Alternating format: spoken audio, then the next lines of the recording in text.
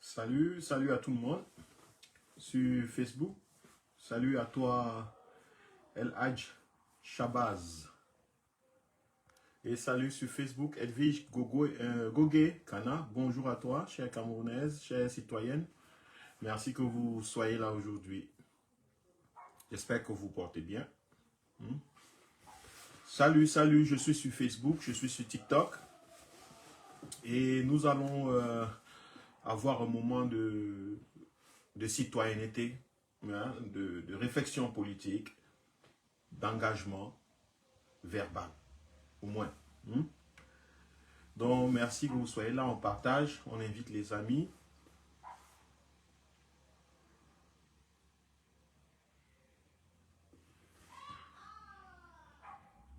Salut Tracy, sur TikTok. Salut à vous. Faites-moi signe, laissez des commentaires, partagez, likez. Et nous allons commencer d'un moment à l'autre, en attendant que les autres se présentent. Je voulais d'abord saluer tout le monde. Je voudrais vous dire bonjour, bon après-midi à ceux qui sont là. Chato, chato, bonjour. Bon après-midi à ceux qui sont du côté de TikTok. J'espère que vous allez bien, que vous portez bien, que vous êtes debout. Parce qu'on ne change pas le monde à genoux, n'est-ce pas? On ne change pas le monde à genoux. On le change debout, éveillé, réveillé et engagé ensemble pour le changer. Et c'est un mérite que nous avons parce que nous sommes des êtres humains. Les Camerounais sont aussi des êtres humains. Des êtres humains comme tous les autres êtres humains sur la terre. Ok? Donc, et si les autres ont pu, pourquoi pas nous? C'est juste une question de prise de conscience, une question de volonté individuelle et collective.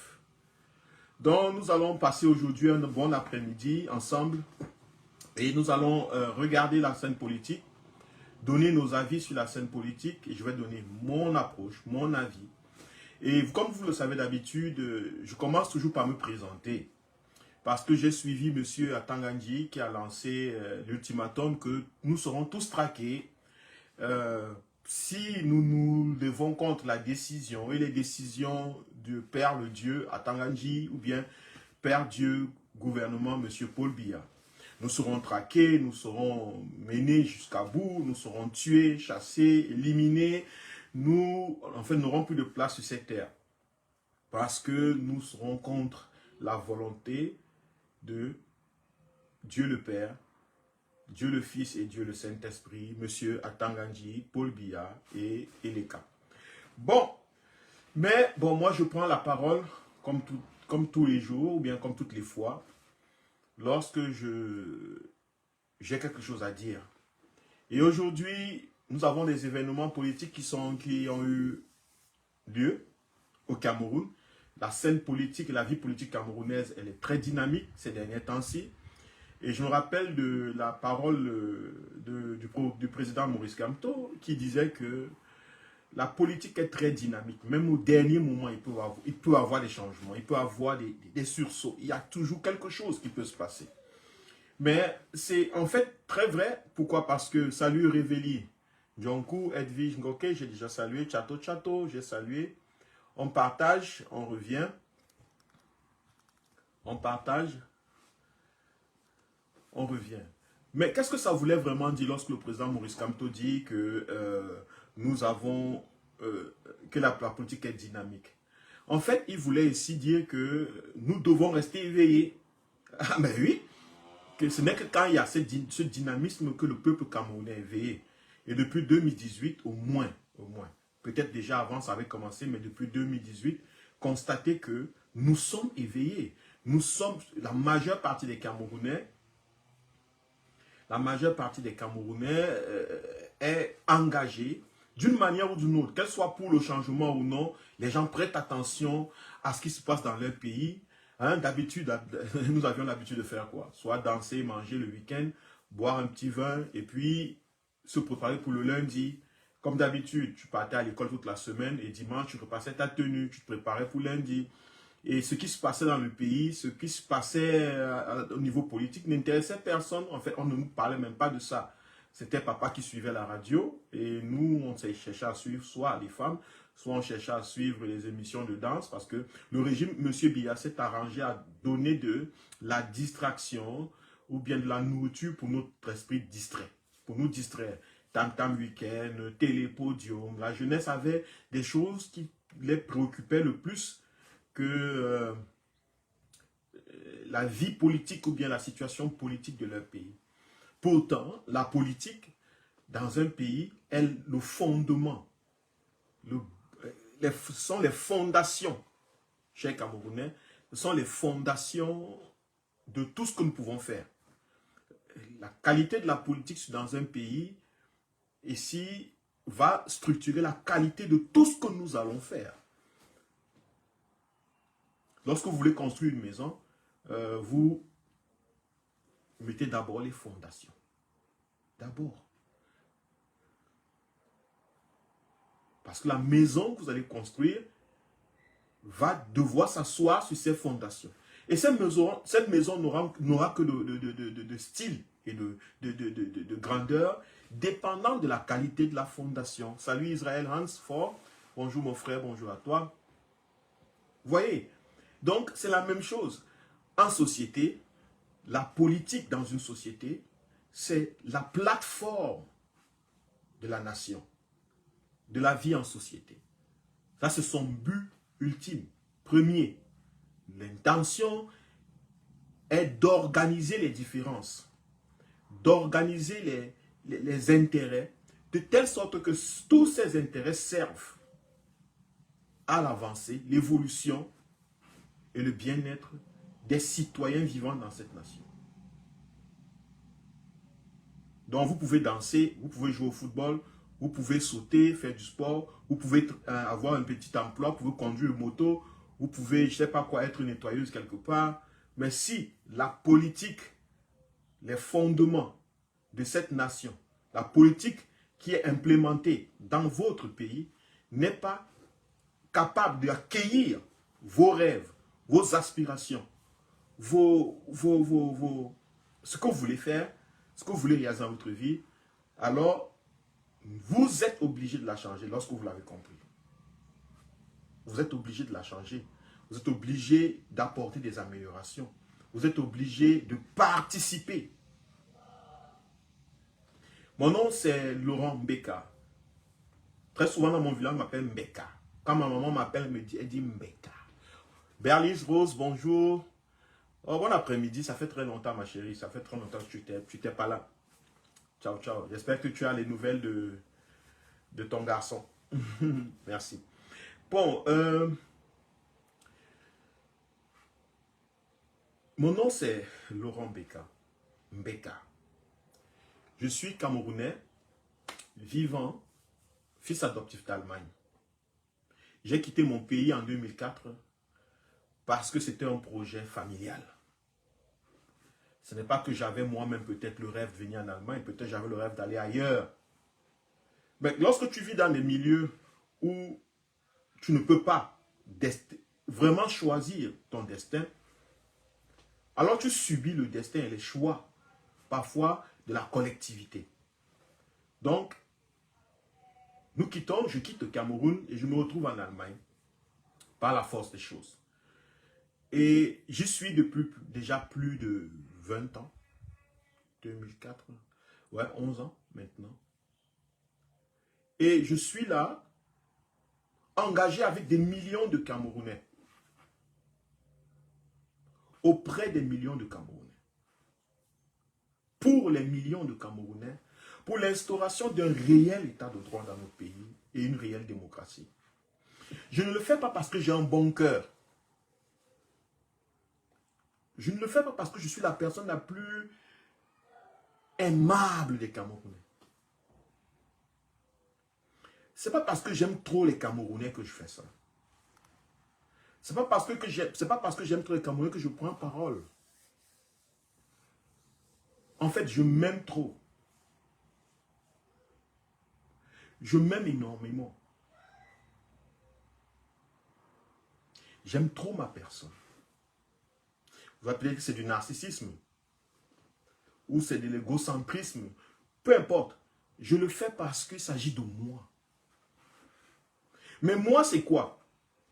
Moi, c'est vous tous.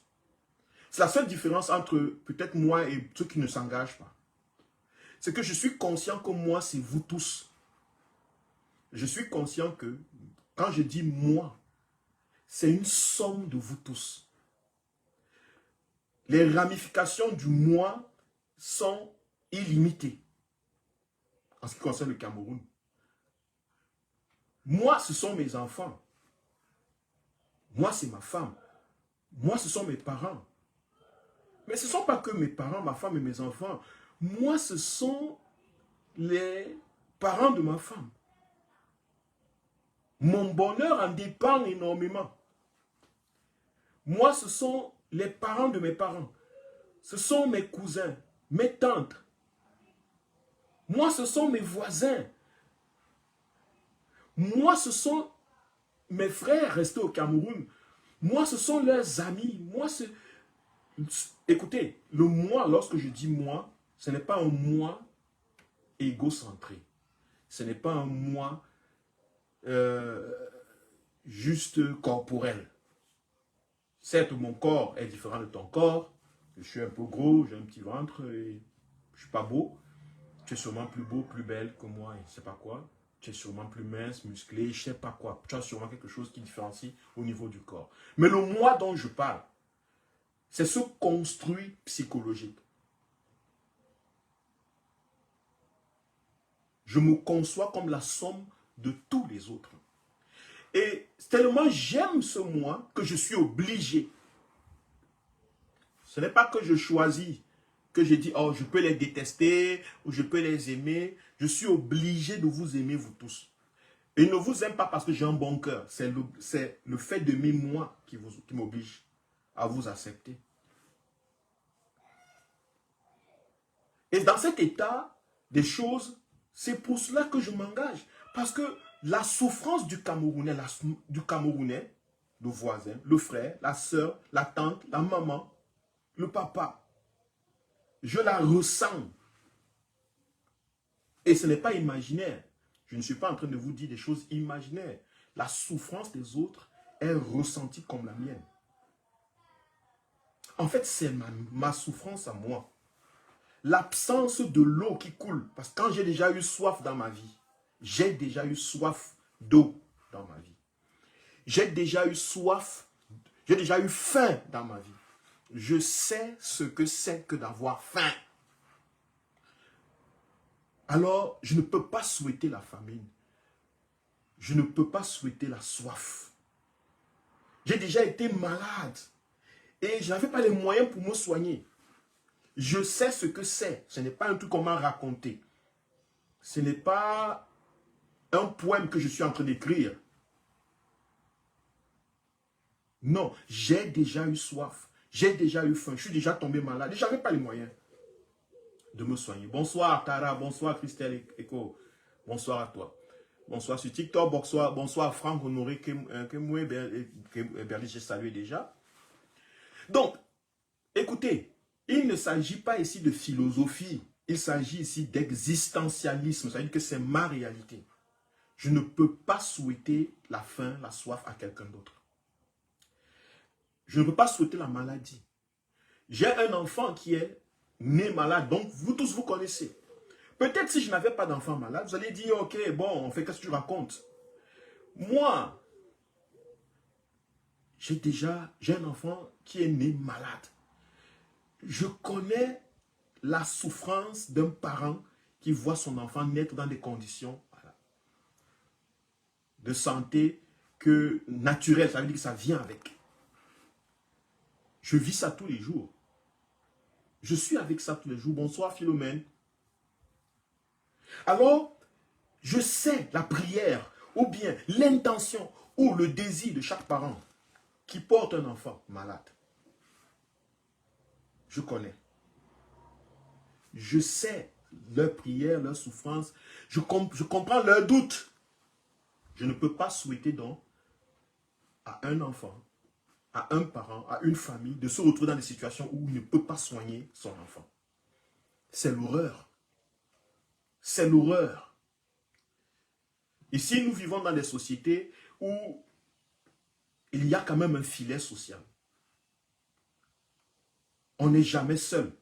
Au moins, dans le sens où il y a toujours un support. Lorsque vous êtes malade, il y a un filet social, mais qui est géré par l'État. Ça veut dire, en fait, on peut soit prendre soin de vous, il y a les assurances qui prennent, il y a des médecins qui prennent soin de vous, quel qu'en soit votre niveau social. Que vous soyez travailleur du bas peuple, que vous soyez docteur, ministre, je ne sais pas quoi, que vous soyez l'homme le plus riche du monde, lorsque vous êtes face à une situation, que vous soyez grand, petit, vous avez des choses que tout le monde a droit. Donc tout le monde a droit. Alors comme j'aime, comme je m'aime trop, et que moi je suis vous, chacun d'entre vous, alors je ne peux pas vous souhaiter ça. C'est pour cela que je m'engage en politique.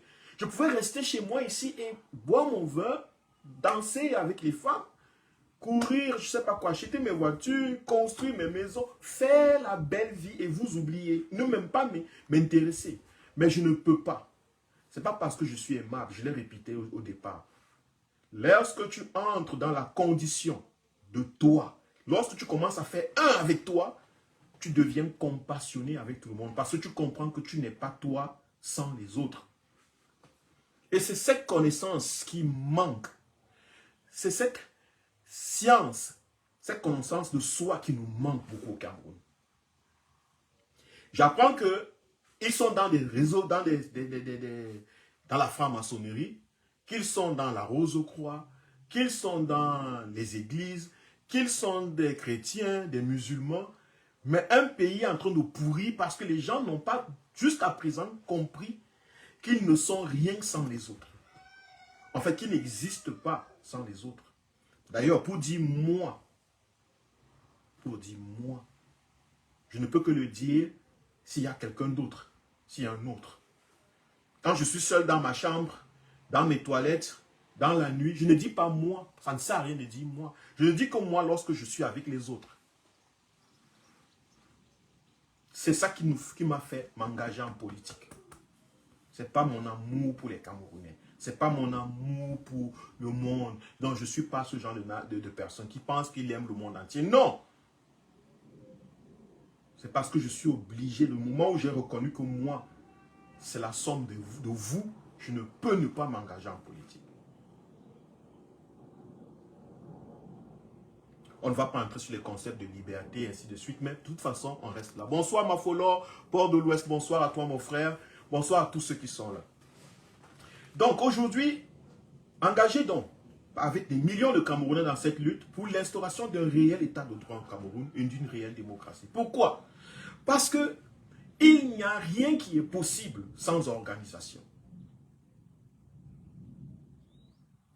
Il n'y a rien dans ce monde qui soit possible dans un pays, dans une nation, sans organisation. Sans volonté de le faire. Parfois, on roule, nous qui sommes ici en Europe, on roule dans les routes, sur les routes en Europe, partout dans les villages, tu vois les infrastructures, les routes bien faites et tout et tout. Ma maman était là pour quelque temps, elle est repartie. Et on était en train de rouler. Après, je lui dis, est-ce que tu vois ce qui se passe? Tu as fait déjà près de 2 mois là, et tu ne t'es pas posé la question si quand tu vas ouvrir la pompe, l'eau va couler. Tu ne t'es pas posé la question que lorsque tu vas t'asseoir, est-ce que la lumière, lorsque tu vas appuyer sur l'interrupteur, est-ce que tu auras l'électricité? Aucune question. Imagine comment ta tête est libre. Est-ce que tu as prêté attention que ta tête est libre? Qu'une quantité de soucis a disparu? Ou bien, oui, elle a disparu. Merci, Pont de l'Ouest. Pas de souci, merci. Bon voyage. Donc, elle me dit, oui, c'est vrai que depuis que je... Non, il faut prêter attention. Parce que vous ne prêtez pas attention. Si vous nous voyez, nous de la diaspora, nous engager, c'est parce que nous avons prêté attention à ces différences. Nous avons vécu tous au Cameroun, où il n'y a pas d'eau, pas d'électricité, où ça vient de manière sporadique, où on ne sait pas, l'eau qui sort même n'est pas consommable. Ma maman était ici, elle buvait l'eau du robinet. Pourtant, on vend les bouteilles d'eau, machin. Mais elle n'avait pas la peur de boire l'eau du robinet. Elle ne m'a pas demandé une fois. Alors que moi, quand je vais au Cameroun, la première des choses que je cherche à acheter, c'est l'eau. Mais elle, ici, elle ne s'est même pas rendue compte. C'est moi qui l'appelle à l'éveil. Nous sommes sur les routes, je lui dis, regarde, depuis que tu roules, elle dit, les routes sont vraiment pas de secousse, on roule pas. Je ne sais pas, elle fait les vidéos, elle interpelle. Ah ben oui. Et c'est ça, c'est donc pour ça que nous nous battons. Pour qu'au Cameroun, nos enfants, nos petits frères, nos sœurs, ne nous envient pas, ne soient pas jaloux de nous. Ne commencent pas à croire que nous sommes les sauveurs du monde. Ne commencent pas à avoir tous leurs espoirs sur nous. Non, qu'ils soient des hommes debout. Qu'ils soient capables d'avoir des boulots décents, capables de s'éduquer, de se soigner, de soigner leurs enfants. Des choses basiques qui vont diminuer un grand nombre de stress dans l'esprit des gens, de préoccupations.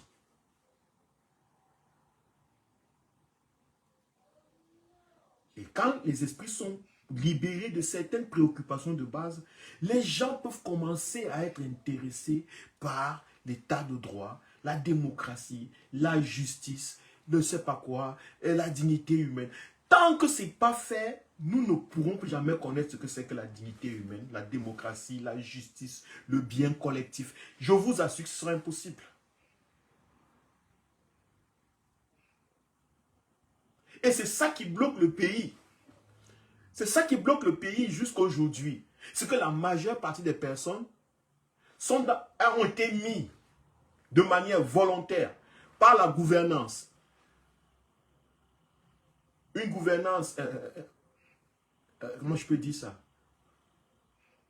Stupide d'un groupe de personnes mis dans des postures volontairement où ils ne peuvent pas être préoccupés par des trucs comme la justice, le droit de l'homme, la vérité.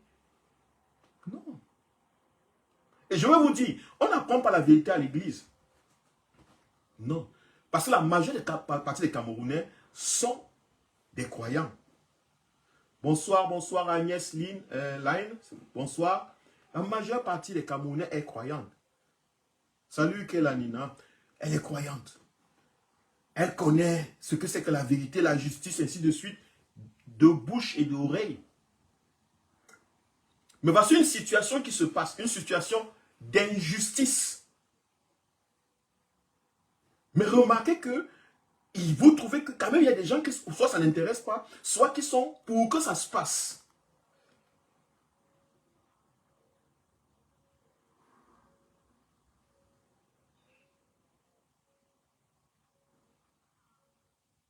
Est-ce que vous vous rendez compte? C'est-à-dire qu'on vit dans un endroit où l'injustice est devenue la norme. C'est normal d'être injuste. Et ce n'est pas parce qu'ils sont méchants. Un homme qui a été appauvri volontairement par des décisions politiques devient comme un animal. Les animaux ne connaissent pas ce qu'on appelle la justice. Les animaux ne connaissent pas ça. Les animaux n'ont aucune idée de ce qu'on appelle la justice. Aucune. Les animaux n'ont pas de concept de justice, de dignité humaine, d'ailleurs, de dignité animale. Non, non. Il n'y a que les humains qui sont capables de réaliser la justice, de respecter la dignité humaine. Mais si vous empêchez à des êtres humains, vous leur retirez les choses fondamentales, les besoins fondamentaux de leur vie, ils deviennent comme des animaux. Ils ne comprennent plus. Vous leur parlez d'amour, ça ne sonne rien dans leur tête. Vous leur parlez de justice politique, ça ne sonne de moralité. Non!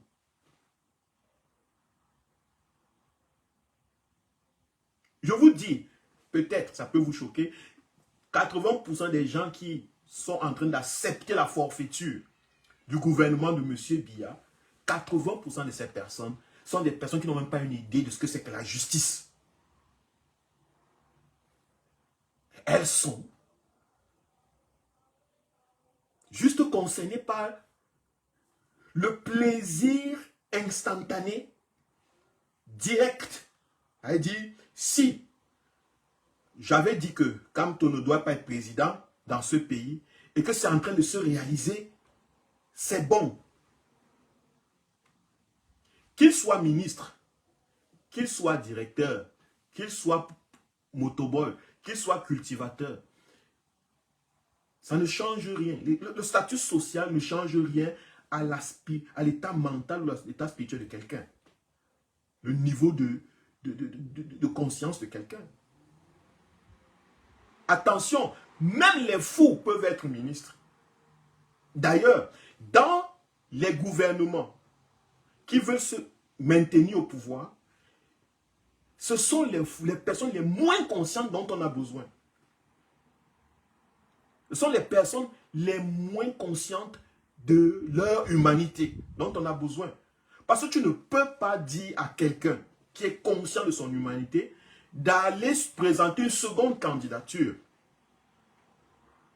Tu ne peux pas. Tu ne peux pas convaincre un homme qui est conscient de son humanité d'aller présenter une deuxième candidature dans un parti dont il sait lui-même, et toi et lui, vous savez que ce parti, que ce n'est pas vrai, ce n'est pas juste. Tu ne peux que convaincre un animal de le faire. Un homme qui n'est pas conscient de son humanité. Donc, ne croyez pas parce que quelqu'un est ministre de je ne sais pas quoi, du territoire ou bien je ne sais pas quoi, président, que forcément, il est humain. Je vous prends un exemple. Actuellement, vous êtes tous sur des smartphones. Actuellement, vous êtes tous sur des smartphones. Vous demandez sûrement à vos smartphones de vous dire où est la route qui mène à tel endroit. N'est-ce pas? Le smartphone vous répond. Mais est-ce que le smartphone est humain? Non. On n'a pas besoin d'être humain pour être ministre, pour dire ce qu'on doit faire, ce qu'on ne doit pas faire. On n'a pas besoin. Même un smartphone, même un algorithme, même une intelligence artificielle peut le faire à votre place. D'ailleurs, et c'est ce qui est en train de se passer au Cameroun. Au Cameroun, ceux qui veulent garder la main mise sur les territoires africains et sur les mains, la main mise sur les richesses et les peuples africains, sont en train de tester la gouvernance artificielle. Le Cameroun est une zone de laboratoire. Depuis déjà plusieurs années, ils sont en train de tester, ils ont les données, comment on peut gouverner sans président. Comment on peut mener des populations vers des directions, les traîner vers des projets, sans qu'on ait nécessaire d'avoir des dirigeants en tête de ces pays. Pourquoi? Parce que le fait d'avoir le dirigeant, ça crée beaucoup de problèmes. Ça crée beaucoup de problèmes. Le dirigeant, parfois, ne fait pas ce qu'on veut vraiment parce qu'il a un moment de folie, mais un moment aussi de sagesse. Il peut changer d'avis d'un moment à l'autre. Il n'est pas forcément quelqu'un qui nous plaît. Et oh, après, son peuple va se fâcher contre lui, ils vont lui faire des coups d'État. Et ça nous coûte beaucoup d'argent, beaucoup de concentration. Ils vont venir dans nos pays, nous poursuivre, nous créer des désordres dans nos villes, démontrer que le président ne gouverne pas. C'est trop de tracasserie. Ils sont en train, depuis plusieurs années au Cameroun, d'expérimenter un nouvel algorithme. Comment un algorithme peut être président? Voilà pourquoi vous ne devez pas voir le président. Il ne se fait pas voir. Vous ne savez pas où il est. Mais vous regardez des tweets. Vous regardez des vidéos montées. Je ne sais pas comment ça se passe. De quelques secondes. Et vous dites, le président a parlé. Le président a posé sa candidature. Le président a fait ceci, le président a fait cela, le président a signé ceci, le président a signé cela, ainsi de suite. Vous comprenez que vous n'avez plus... On entraîne vos cerveaux, et on entraîne nos cerveaux à accepter une gouvernance qu'on ne voit pas, à rejeter la présence d'un homme pour qu'on puisse intégrer une image. Remarquez que il suffit juste de l'image de Paul Biya dans une manifestation, dans un bureau, je ne sais pas où, pour que les gens soient affectés et prennent des décisions qui servent le projet Biya et coopérants, je veux dire ici, et ceux qui ont l'intérêt que le Cameroun soit à ce niveau. Ça sûrement des puissances extérieures, des puissances occultes que je ne connais pas. Mais je pense que c'est comme ça. Mais la réalité est que si vous prêtez bien attention, ils sont en train d'expérimenter la gouvernance artificielle. Parce qu'ils veulent l'imposer dans le monde. Ils sont en train de le faire de manière parce qu'ils veulent avoir la mainmise totale sur l'humanité. Pour ça, il faut détruire toute humanité en l'homme. Il faut le rendre prisonnier de l'intelligence artificielle, des tweets, ainsi de suite. Et regardez, c'est comme ça qu'ils ont fait avec l'histoire de Dieu. Ils ont inventé un Dieu que personne ne voit et que tout le monde obéit. Et tout le monde pense qu'il existe et tout le monde obéit, mais personne ne le voit. Ça a réussi. Après un certain moment, les gens ont dit Dieu n'existe pas. Une bonne partie des personnes se mettent à dire Dieu n'existe pas, ça ne sert à rien, blablabla. Les gens commencent à se désister, les gens commencent à se rebeller. Ils ont pensé un nouveau Dieu, l'intelligence artificielle. C'est en fait le même processus dans la création du Dieu qu'ils ont maintenant fait de côté scientifique. Avec l'intelligence artificielle. Tout le monde croit à ce que l'intelligence artificielle lui dit.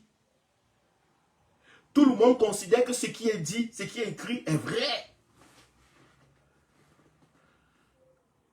Tout le monde. C'est dans cet état que nous sommes. C'est dans cette situation que nous sommes actuellement.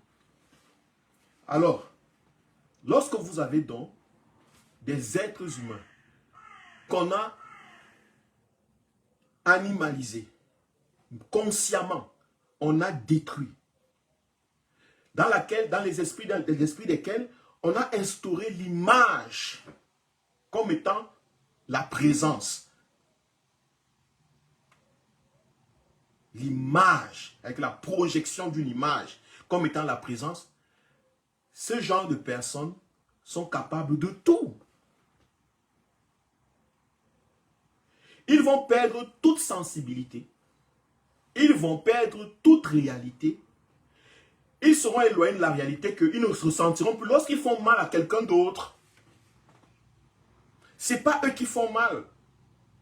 C'est l'intelligence artificielle. D'ailleurs, le ministre de l'AT, M. Atangandji, est venu dire que c'est l'intelligence artificielle. Le pays a été piraté, ce n'est pas lui. Ce n'est pas eux.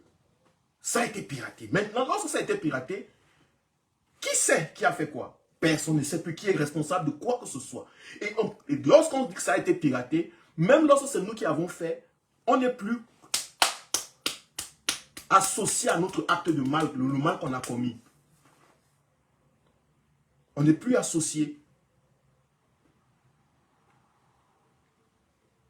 On a appuyé quelques boutons, ça a fait ça, ça a changé le nom. Bon, mais c'est pas moi, ça a été piraté. C'est terminé. Puisqu'aujourd'hui, on peut pirater tout, alors pirater est devenu une excuse pour faire le mal.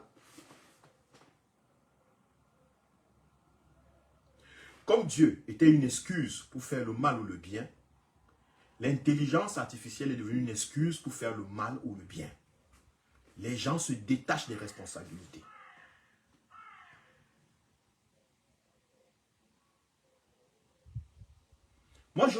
Moi c'est ma façon de faire là. Je veux que nous comprenions dans quel contexte nous sommes. Pourquoi? Parce que je vais nous amener dans le fond du sujet d'aujourd'hui. Parce que je veux redonner à chaque citoyen le véritable courage.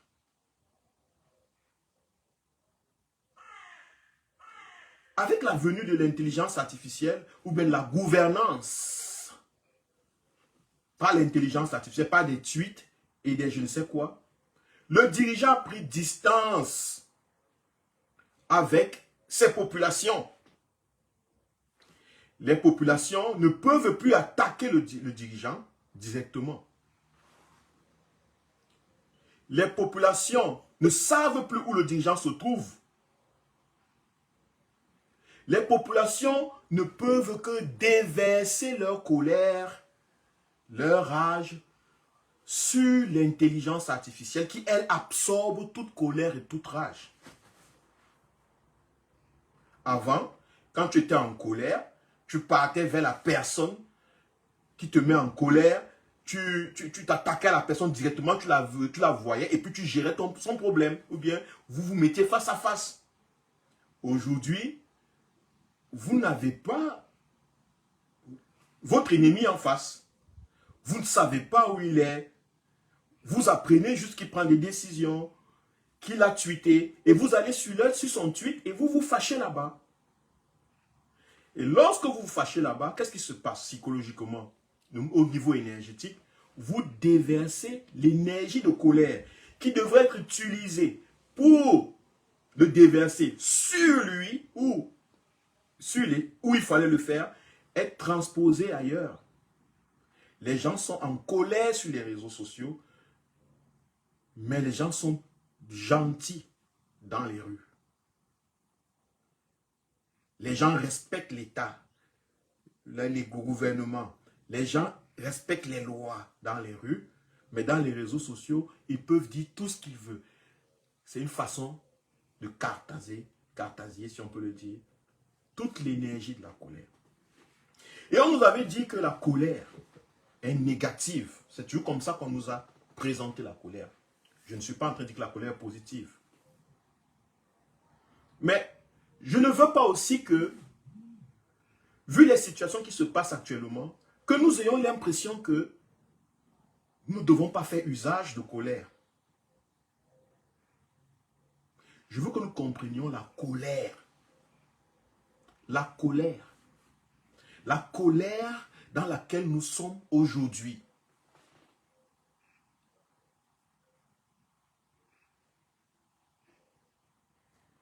Chaque fois que vous avez voulu être en colère dans votre vie et exprimer cette colère, la société, les gens autour de vous vous disent, il faut vous calmer. Calmez-vous. Ça va aller. Calme-toi. Peu importe la situation, peu importe le moment, on nous a enseigné que la colère n'est pas bonne. On ne nous a pas pointé ce qui crée la colère. Pourquoi la colère est là. On ne nous a pas éduqués sur les raisons de colère. On n'a jamais parlé des causes de la colère. On dit juste de répresser ta colère. Ça a toujours été la technique des gens qui veulent vous dominer, des gens qui veulent vous garder en esclavage. Ils ont utilisé les voies spirituelles ou religieuses, avec les sermons, et les voies politiques. Le respect des institutions, le respect de l'État, le respect des lois. Quel est le but de tout ça? c'est de contrôler votre colère. La colère ne vient pas comme ça. La colère est une conséquence. Lorsque tu ressens de la colère, tu dois toujours te poser quelle est la cause. Il faut que tu fasses ce travail. Quelle est la cause de ma colère? Si ta colère est causée par des actions stupides, des actions inhumaines, des actions indignes d'autres personnes, tu as le droit d'exprimer ta colère.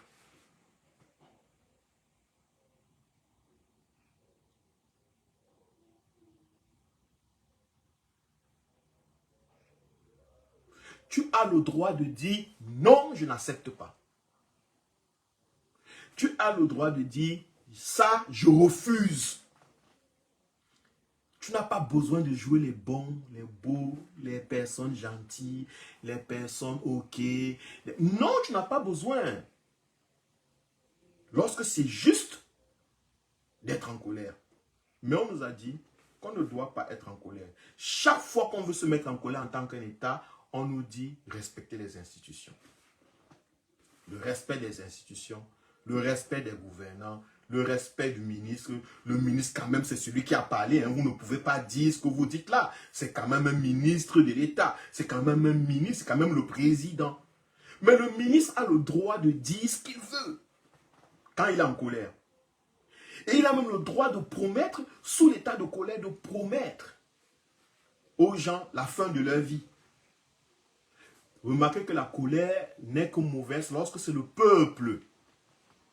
Lorsque c'est ceux qui souffrent, ceux qui sont marginalisés, ceux qui sont piétinés, ceux qui sont opprimés. Ce n'est que lorsque c'est eux qui exigent, qui sont colériques, ou bien qui sont coléreux, ou qui veulent exprimer leur colère. Ce n'est que là qu'il faut qu'on se calme. Mais ceux qui dirigent, ceux qui profitent, ceux qui veulent nous garder en captivité, ceux qui veulent rester à vita aeternam et faire rester leurs enfants, eux, ils peuvent, dans les moments de colère, dire n'importe quoi, promettre la mort, promettre la prison, promettre à tout le monde. Ils nous demandent de respecter les institutions. Est-ce que ça, c'est juste? Est-ce que chacun d'entre vous, là, qui me suivez, est-ce que c'est juste? Je veux que vous écoutez votre cœur. Est-ce que c'est normal? Non, c'est pas normal. C'est pas normal. Bon, ils ont donc constaté que vous êtes en colère et qu'ils ne peuvent plus contrôler notre colère directement. Ils ne peuvent nous dire tais-toi. Ils ne peuvent nous dire ne faites plus ceci, ne faites plus cela. Ils ont trouvé un moyen de diluer notre colère en 2025. Je vais vous expliquer. Vous avez remarqué qu'il y a eu un grand nombre de candidatures, subitement, des gens que dont vous n'avez jamais entendu leur nom. Venir déposer des candidatures, et ces personnes sont devenues quoi? Des stars actuellement. On les filme tout le temps, on montre leurs vidéos, et nous nous retrouvons tous en train de suivre ces vidéos, en train de rire. Mais beaucoup d'entre vous ne comprennent pas ce qui se passe énergétiquement dans nos énergies. Écoutez, la meilleure façon de transformer l'énergie de colère, parce que l'énergie ne se détruit pas, elle se transforme. Les gens là, ils savent ça. C'est de transformer, c'est de prendre l'énergie de colère et la transformer. Le peuple juif, si vous avez regardé, bon, moi, ce peuple n'est pas mon peuple et en plus, leur histoire ne m'intéresse pas. Pas que je suis pour ce qui leur est arrivé ou bien, ça, c'est pas m'intéresse. Mais je vais vous parler, je vais vous montrer une caractéristique de ces gens. Les juifs sont les meilleurs, les personnes qui ont les meilleurs jokes, comme on peut dire. Les histoires les plus amusantes dans le monde. C'est-à-dire que c'est un peuple où il y a de la littérature énorme. Si vous voulez, le comique. La grande majeure partie des cartoons comiques que vous suivez et tout, en général, c'est les peuples juifs qui sont derrière. Ou bien c'est les juifs qui sont derrière. Pourquoi? Parce que les juifs ont beaucoup souffert en Occident. Énormément souffert. Et pour pouvoir traverser ces moments de souffrance, la seule chose qui les restait, c'était les jokes. Rire de leur vie, rire de leur misère, raconter des histoires amusantes, comment se moquer d'eux entre eux-mêmes.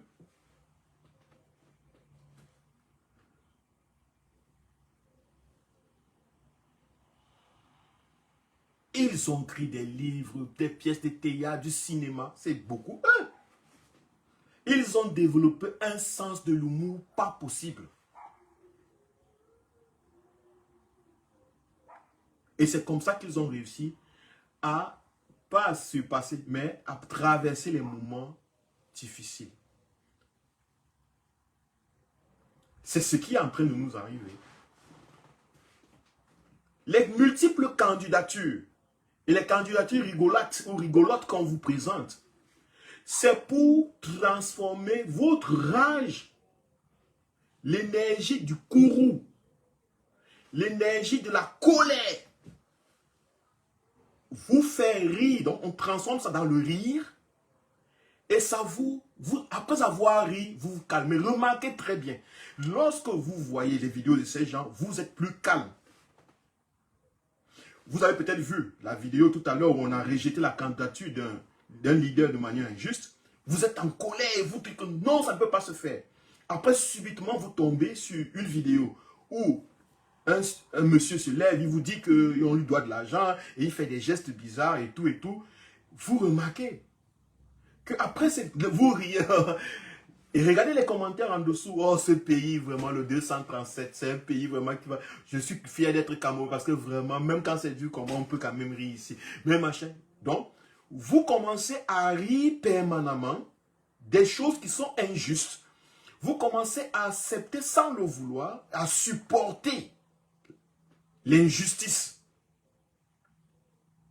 C'est aussi l'une des raisons pour laquelle la comédie est devenu l'un des meilleurs films. Les meilleurs films ou bien les films les plus populaires qui sont joués au Cameroun. Parce qu'à travers la comédie, on peut rire de nos problèmes sociaux permanents, quotidiennement. On peut se rire de ça et puis ça nous calme.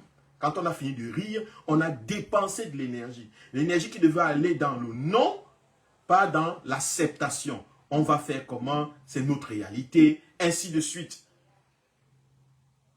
C'est la raison pour laquelle vous avez vu ces multiples candidatures. C'était fait sciemment et ça a été organisé par ceux qui sont chargés de la communication du RDPC. Des gens à qui on a donné des milliards, ils sont conscients de comment nous fonctionnons. Comment l'être humain fonctionne. C'est nous qui ne sommes pas conscients. Mais vous avez de la grâce parce que moi, je suis quelqu'un très axé sur ce genre de choses. C'est pour ça que je viens vous dire que ne regardons pas cette affaire, ce qui se passe, cette comédie, et diluons notre rage. Plutôt, regardons ça comme étant un moyen pour les autres de nous pousser à diluer notre rage, notre courroux. Parce que nous avons besoin de cette rage, nous avons besoin d'elle. Le rejet de la candidature de Maurice Kamto, ce n'est pas Maurice Kamto qu'on a rejeté. Ce n'est pas Maurice Kamto, parce qu'il communique que c'est Maurice Kamto qu'on a rejeté. Non, on a rejeté ici une énergie. On a rejeté ici notre élan vital, la soif du changement, du bien-être. Ça veut dire, si c'était même Mbaga Soukous, qui était un citoyen camerounais qui aurait été rejeté de manière injuste, on devrait avoir le même sentiment, le même état d'esprit. Parce qu'il ne s'agit pas de Mbaga Soukous qui a été rejeté, il s'agit de la volonté du changement. On nous a refusé, à travers le rejet de la candidature de Maurice Kamto, c'est nous qu'on a rejeté.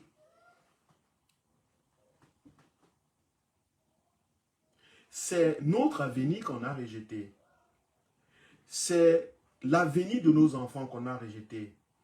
C'est le bien-être de nos parents, de nos femmes, de nos maris, de nos enfants, malades ou en santé, qu'on a rejeté. C'est notre existence qu'on a rejetée. Ce n'est pas Maurice Kamto qu'on a rejeté. Moi, je veux qu'on prenne ça vraiment au sérieux. Ce n'est pas de la blague. Parce que si on ne prend pas ça au sérieux, on va se contenter, la majeure partie des gens vont se contenter simplement avec cette affaire comme un cinéma. Une comédie où tout le monde est venu écrire double, double, double, double, et puis bon, c'est passé. Ils ont l'intention de détruire notre humanité. La question, est-ce que nous allons laisser ça se faire? Laisser ça se faire, c'est accepter. C'est accepter que nous ne sommes pas des humains. C'est signer le pacte de notre animosité, que nous sommes des animaux. C'est dire à ces gens que vous êtes les seuls humains au Cameroun et nous sommes nés animaux pour vous servir. Prenez-nous, menez-nous en pâturage, traînez-nous dans les abattoirs, faites ce que vous voulez de nous.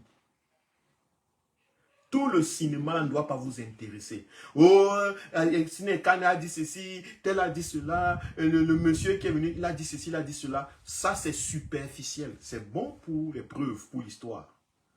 Mais fin de fin, il s'agit de nous. Parce que chaque acte qu'a pris Anissé Kane, chaque acte qu'a pris Maurice Kamto, chaque acte qu'a pris monsieur Yebga ou je ne sais pas quoi, c'est nous que ça affecte. Parce que je vous ai dit au départ, je suis vous, vous êtes moi. Anissé Kane, c'est vous. Maurice Kamto, c'est vous, c'est moi. Monsieur Yebga, c'est vous. Monsieur Yebga, c'est moi. Tout acte que prend monsieur Yebga, monsieur Paul Biya, monsieur Ngongo, monsieur Achidiachou, et monsieur je ne sais pas qui, tout acte qu'ils prennent va affecter moi. Parce que nous ne sommes pas divisés comme on donne l'impression. Nous sommes des êtres humains connectés. Et notre destin est inéluctablement collectif.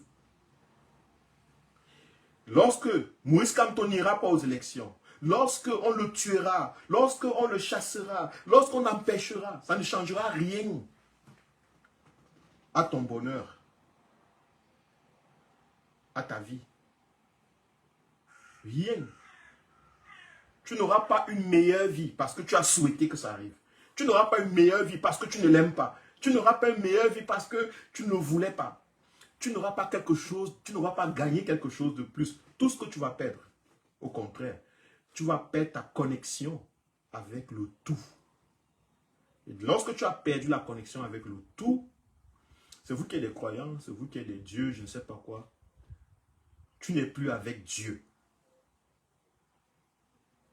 Lorsque tu as rejeté une partie de toi, tu n'es plus avec Dieu. C'est vous qui êtes des croyants. Si Dieu, c'est le tout, et que toi, tu émanes de ce tout, lorsque tu as rejeté une partie de toi, tu as rejeté Dieu. Donc, tu te balades dans le Cameroun comme un Satan. C'est en fait toi, le Satan dans l'allégorie religieuse. C'est ça Satan. Satan, c'est celui qui s'est séparé de Dieu, du tout. Qui a cru qu'il peut avoir un bonheur personnel. Que sa vie pourrait être mieux s'il rejette autrui. Qu'il aurait un, je ne sais pas quoi, s'il fait quoi à autrui. Non. Lorsque nous sommes à ce niveau de perception, de compréhension, nous devenons des êtres justes. Obligatoirement. Ça veut dire que dans certains moments,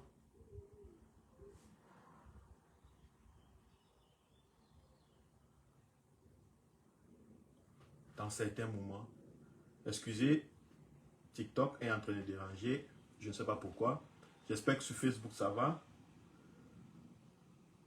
Mon live est en train d'être coupé sur TikTok.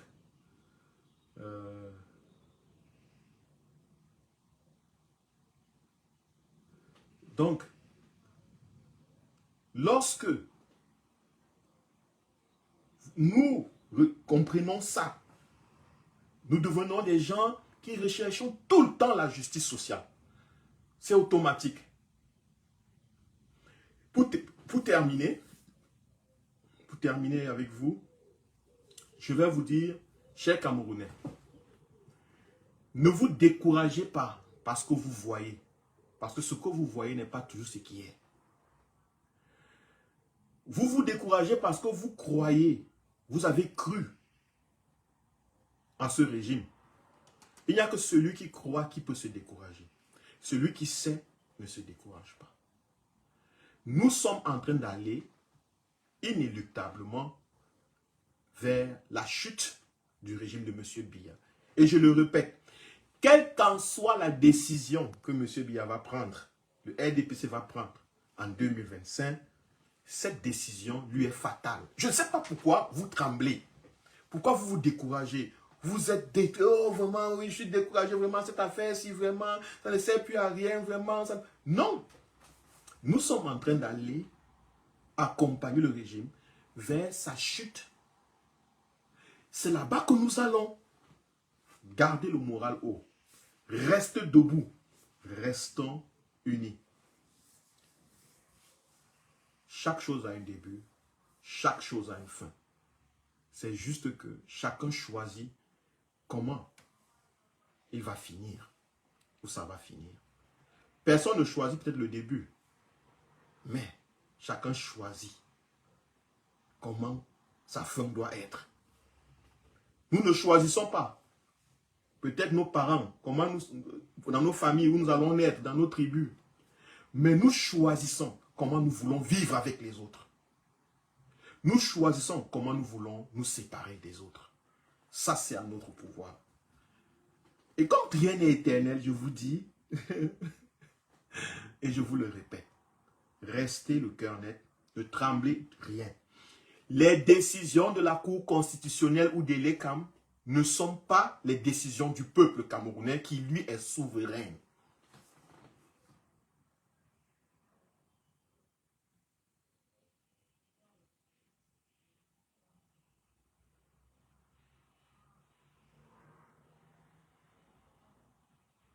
Les décisions de la Cour constitutionnelle, de M. Atangana, les décisions de l'ECAM ne sont pas au-dessus du peuple, des décisions du peuple camerounais. C'est le peuple camerounais qui a le dernier mot. Qu'on ne vous demande pas d'attendre les décisions de l'ECAM. Il n'y aura rien là-bas pour vous. Ces gens n'ont pas l'état d'esprit là. Certes, nous pouvons comment je peux dire, le bénéfice du doute, allons-y. C'est dans quelques jours. Mais ne partez pas là avec des espérances, avec des espoirs fatigués. Allez là-bas, debout, parce que c'est nous qui avons le dernier mot. Le peuple camerounais est au-dessus de la Constitution. Le peuple camerounais est au-dessus des lois du pays. Le peuple camerounais est au-dessus des décisions d'un individu, qui que soit-il. Nous avons vu dans le monde où des dirigeants ont fui par la porte de derrière. Parce que le peuple venait les chercher dans ces endroits. Ce n'étaient pas des robots qui venaient, c'était des êtres humains. Et dans ces pays, il y avait les armées, il y avait tout. Il y avait les gardes du corps, il y avait tout. Donc le Cameroun n'est pas excepté de ce genre de choses. Nous sommes en train de nous battre pour que ça n'arrive pas. Nous conscientisons nos citoyens pour que ça n'arrive pas. Mais nous ne sommes pas maîtres de ce que les Camerounais, le peuple camerounais, dans sa grande majorité, va décider. Le jour où le peuple camerounais décide, il n'y aura pas de loi, pas de constitution, pas d'homme politique qui va dire « ne faites pas, faites non ». Ils n'écouteront plus. C'est comme ça lorsque le moment de la colère légitime arrive. a sonné. Merci de m'avoir suivi et merci d'avoir passé un moment avec moi. Et je vous souhaite bon après-midi, bonne soirée à tout le monde. Mon live sur TikTok a été coupé, je ne sais pas pourquoi, mais j'espère que ça s'est bien marché sur Facebook. J'étais mais il y a presque à la fin, j'avais dit tout ce que je voulais dire. Le but était de nous garder éveillés, nous garder debout, garder nos cœurs nets. N'ayez peur de rien. Nous sommes dans... C'était planifié. Ne croyez pas que Moïse Kamto ne savait pas. Ou bien que le... Non, on connaît, on sait. Mais c'est dans le chemin. Nous sommes en train d'aller où il faut aller. Parce que c'est la vérité. Nous allons là-bas. Ceux qui vous ont dit, oh, vous ne savez pas où vous allez, vous laissez tromper. Calmez-vous, laissez-les penser ce qu'ils veulent. Ils ont le droit de penser ce qu'ils veulent. Mais je vous dis, nous sommes en train d'aller où le RDPC veut qu'on le mène. Le RDPC a choisi comment lui il veut finir, comment il veut partir. Monsieur Biya a choisi comment il veut partir. Et nous allons l'aider à partir de cette façon. Nous allons aider à ces gens à partir de cette façon. Monsieur Atangandji a choisi lui-même comment il veut vivre ses derniers jours. Et il sera surpris. Peu importe son degré de confiance qu'il vous donne, l'impression qu'il donne. Peu importe, c'est un monsieur qui a énormément peur. Regardez ses yeux. Regardez sa stature. C'est un monsieur qui ne dort pas les nuits. Il ne sait pas d'où ça va venir. Il ne sait pas par où ça va commencer. C'est un monsieur qui marche, il regarde derrière, il regarde devant. Il ne sait pas. Parce que vous ne pouvez pas contrôler la colère d'un peuple qui en a marre. Aucun homme politique ne peut le détenir. Aucun parti politique ne peut le faire. Aucun ministre ne peut le changer. Aucune armée ne peut contenir un peuple qui en a marre. Ça n'est jamais arrivé. Ça ne va pas arriver pour la première fois au Cameroun. Donc, soyez sereins. On continue le combat. Gardez l'esprit vital. Gardez la joie de vivre. La joie du combat. Ne vous découragez pas, ça ne sert à rien vraiment. Non, faites pas ça. C'est ça qu'ils espèrent. C'est pour ça qu'ils font tout ça. Ils espèrent que c'est ce que vous commencez. Dès que vous commencez déjà à faire vos énergies, vous tombez dans des basses vibrations énergétiques. Et comme c'est leur monde, le monde des méchants, le monde des avares et des cupides, quand vous tombez dans leur vibration, ils vous attrapent. C'est des vampires. Ils vous attrapent là-bas, ils vous coincent et ils ont gagné le combat. Mais si vous vous élevez les vibrations, ils ne pourront pas suivre. Ils n'aiment pas la lumière. Les vampires n'aiment pas la lumière, ils n'aiment pas le jour. Ils n'aiment pas le jour. Ils n'aiment pas le jour. Merci.